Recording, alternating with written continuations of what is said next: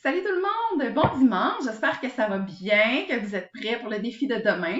Alors aujourd'hui dimanche, c'est le moment de se parler de meal prep. Tu vas voir en commentaire, je vais te partager les liens pour les recettes de mes soupers et même ma liste d'épicerie de tous mes essentiels quand je suis en mode défi. Mais dans cette vidéo-ci, je voulais juste te partager trois petits points supplémentaires. Le premier, ben, c'est quand on décide de faire sa meal prep, la première chose qu'il faut savoir, c'est quoi tes objectifs par rapport à ta nutrition. Donc, est-ce que tu vas suivre un plan alimentaire, soit To Be Mindset, Ultimate Portion Fix ou autre chose? Puis, est-ce que tu veux y aller all-in, puis être vraiment sur la coche, ou tu veux y aller un peu pour explorer puis voir? Ça, c'est ton premier point, parce que, par exemple, moi, je fais Ultimate Portion Fix, j'ai fait le plan A, donc je sais exactement combien de portions de protéines, combien de portions de glucides, etc. Donc, c'est vraiment le point de départ. Si tu veux atteindre tes objectifs puis maximiser ton défi, il faut savoir qu'est-ce que tu dois manger.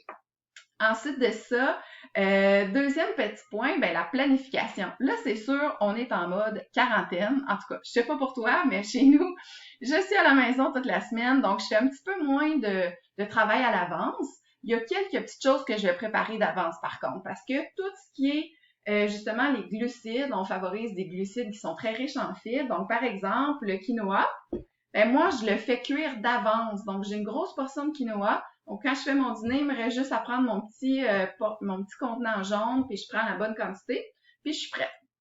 Ensuite de ça, autre petit point, évidemment, faire le plein de tes fruits et légumes pour la semaine. Et tu verras aussi que mon repas de lundi soir, qui est du poisson, moi, je suis une fan du poisson surgelé.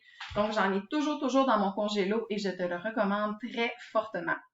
Ensuite de ça, tu vas voir que mardi, en fait, c'est une dinde qui est au menu.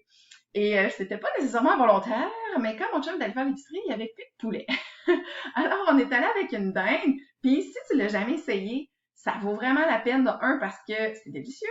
Ça te fait beaucoup de restants que tu pourras ensuite portionner et congeler en petites quantités. Tu rajoutes ça dans des soupes, dans des salades, dans des sandwichs, dans des sautés de légumes, donc super pratique. Et aussi, ben sinon, tu verras aussi, comme Steph a parlé, dans ton petit guide, tu as plein de recettes. Moi, c'est là que je prends, entre autres, ma recette de gruau du lendemain.